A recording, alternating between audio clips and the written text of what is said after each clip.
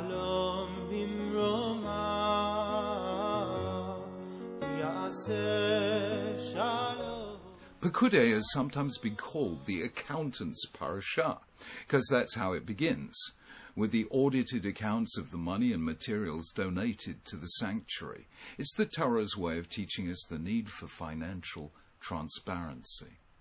But beneath the sometimes dry story of these accounts lie two extraordinary stories, one told in last week's parasha, the other the week before, and they teach us something deep about Jewish nature, true then and still true today. The first has to do with the sanctuary itself. God told Moses to ask the people to make contributions. Some brought gold, some silver, some copper, some gave wool or linen or animal skins. Others contributed acacia wood, oil, spices, or incense. Some gave precious stones for the high priest's breastplate. What was remarkable was the willingness with which they gave. The people continued to bring free will offerings morning after morning, so all the skilled workers who were doing all the work on the sanctuary left what they were doing and said to Moses, "The people are bringing more than enough for doing the work the Lord commanded to be done." So Moses gave an order, and they sent this word throughout the camp: "No man or woman is to make anything else as an offering for the sanctuary." And so the people were restrained from bringing more, because what they already had was more than enough to do all the work. They brought too much. Moses had to tell them to stop. That is not the Israelites as we've become accustomed to seeing them: argumentative, quarrelsome, ungrateful. This is a people that longs to give. One parsha earlier, we read a very different story. The people were anxious. Moses had been up the mountain for a long time. Was he still alive? Had some accident happened to him? If so, how would they receive the divine word telling them what to do and where to go? Essentially, their demand for a calf was for an oracle, an object through which the divine instruction could be heard.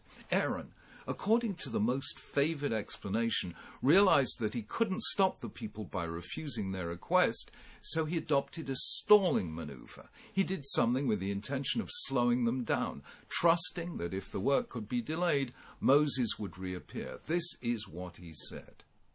Aaron answered them, "Take off the gold earrings that your wives, your sons, and your daughters are wearing, and bring them to me." According to the Midrash, he thought this would create arguments within families, and the project would be delayed. Instead, immediately thereafter, without a pause, we read, "So the people took off their earrings and brought them to Aaron." Again, the same generosity.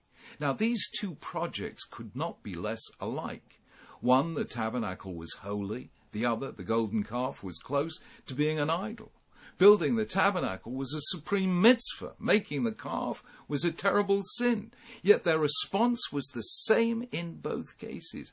Hence this comment of the sages: one cannot understand the nature of this people. If they are appealed to for a calf, they give. If appealed to for the tabernacle, they give. The common factor was generosity. Jews may not always make the right choices in what they give to, but they give. In the 12th century, Moses Maimonides twice interrupts his customary calm legal prose in his law code, the Mishneh Torah, to make the same point. Speaking about tzedakah, charity, he says, "We have never seen or heard about a Jewish community which does not have a charity fund." The idea that a Jewish community could exist without a network of charitable provisions was almost inconceivable. Later in the same book, Maimonides says, "We are obliged to be more scrupulous in fulfilling the command of tzedakah than any other positive command, because tzedakah is the sign of the righteous person, a descendant of Abraham our father, as it is said about him, ki yedativ, I know him, that he will command his children to do tzedakah." Maimonides continues, if someone is cruel and doesn't show mercy, there are sufficient grounds to suspect his lineage, since cruelty is only found among other nations.